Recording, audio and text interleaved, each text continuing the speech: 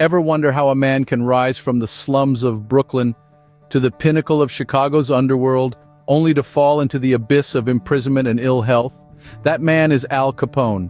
A name that echoes through the annals of American crime history. Capone's journey is one of audacious ascension and devastating descent. From humble beginnings to a life cloaked in infamy, his tale is both a cautionary tale and a study in audacity.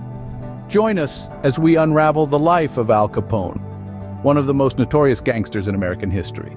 Born in 1899 to Italian immigrant parents, Al Capone's journey to infamy started in the rough neighborhoods of Brooklyn, New York. Raised in a bustling family of 9 children, young Al was more drawn to the streets than the schoolhouse. His education was brief and turbulent, clashing with a teacher at the tender age of 14, marking the end of his formal schooling. In this wild, unstructured world of Brooklyn's underbelly, Capone found his calling. Under the tutelage of gangster Johnny Torrio, he learned the ropes of organized crime.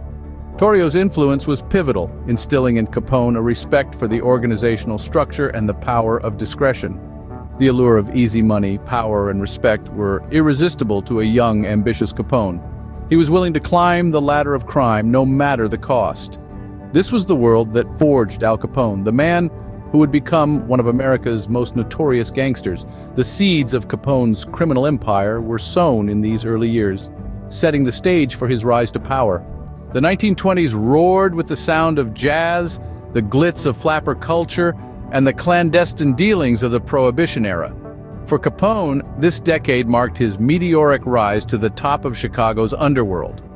In the early 20s, Capone arrived in Chicago, a city ripe with opportunities for a man of his particular talents.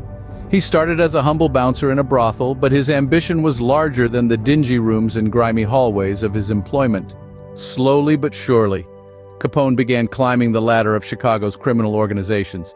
He was crafty, ruthless, and above all, strategic. He forged alliances with powerful figures, swiftly eliminating those who posed a threat to his ascension.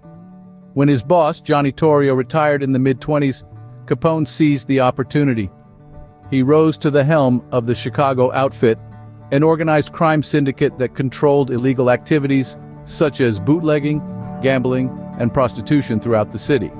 Under Capone's rule, the Chicago Outfit flourished. He was more than a gangster. He was a businessman. He understood the supply and demand of prohibition, and he capitalized on it, turning the outfit into a multi-million-dollar enterprise. Yet, his rule was not without controversy. His ruthless tactics were infamous, culminating in the St. Valentine's Day Massacre, which marked the height of his power and the beginning of his downfall. By the late 1920s, Capone was more than just a gangster. He was a symbol of a lawless era. The higher they rise, the harder they fall. For Capone, the fall was swift and severe. As Al Capone's reign over the Chicago underworld reached its zenith, the forces of law were closing in. Not for the countless lives lost in the bloody gang wars, not for the illegal bootlegging, but for tax evasion. Oh, the irony. In 1931, the law finally caught up with Capone. He was put on trial and convicted for tax evasion, a charge that carried a sentence of 11 years in federal prison. Capone was sent off to Alcatraz, the infamous island prison, where he was stripped of his power and influence. While Capone was locked away, his health began to deteriorate. He had contracted syphilis as a young man, a disease that was slowly but surely eating away at his mind. The once feared and respected gangster was reduced to a shell of his former self, his mind ravaged by the disease. In 1939, Capone was released from prison on compassionate grounds. His health had declined so much that he could no longer pose a threat to anyone. He spent the last years of his life in seclusion, finally succumbing to cardiac arrest in 1947. Capone's life serves as a stark reminder that no matter how high one rises, the fall is inevitable. Al Capone's life was a paradox, a blend of brutal violence and public generosity, of criminal genius and reckless arrogance.